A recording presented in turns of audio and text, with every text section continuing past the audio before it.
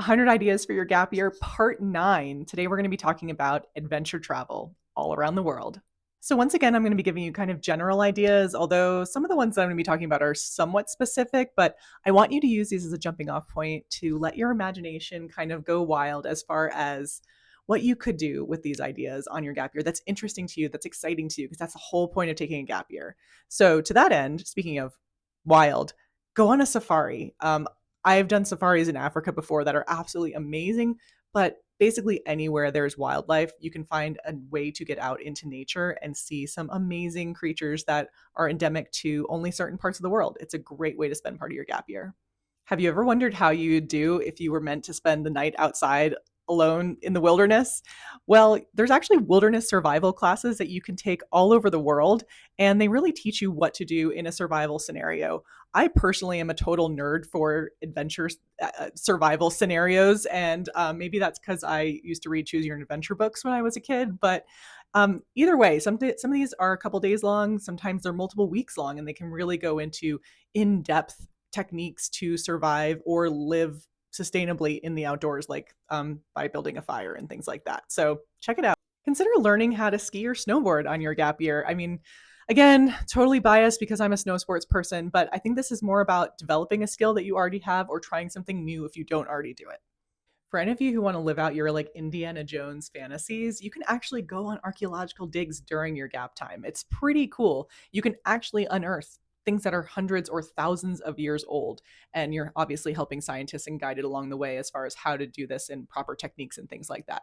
There's a couple good websites to look at if you're interested in this type of activity. There's Find a Dig, and then there's also the Archaeological Institute of America, and they have a whole database of active digs. A lot of these happen during the summer, but you can find them year round depending on the area of the world.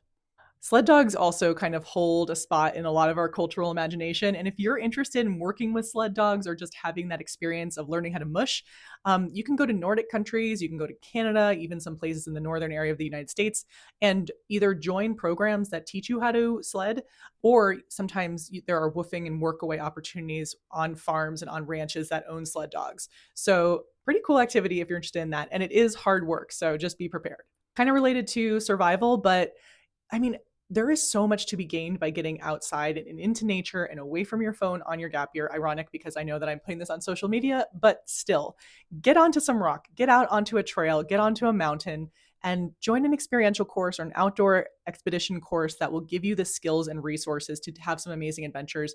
And the skills you gain on these courses will last a lifetime. They will literally set you up to have all sorts of adventures into your 20s, 30s, and beyond.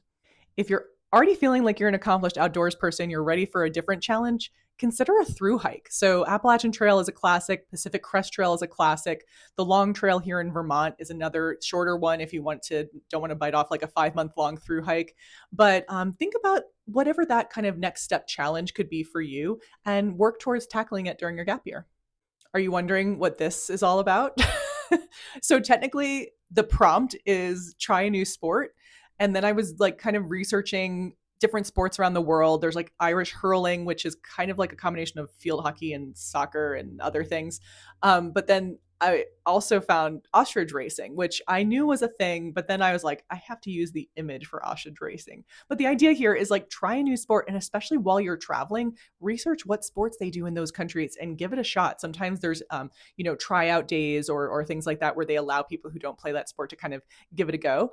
And who knows, you might find yourself on the back of an ostrich during your gap year. If you do, please send me a photo. Next up, cultural travel. I mean, this is so open-ended, but I just like keep coming back to this idea of how important it is for us to get out of our own bubble on our gap year. And so by going to a place that is intriguing to you, that is culturally significant to you for some reason, and really getting to know that culture in an authentic way as is possible, it will benefit you. It will be something that you opens your mind to how other people live and other ways of being. And I feel like that just has, again, lifelong implications and helps us be more well-rounded and open-minded people.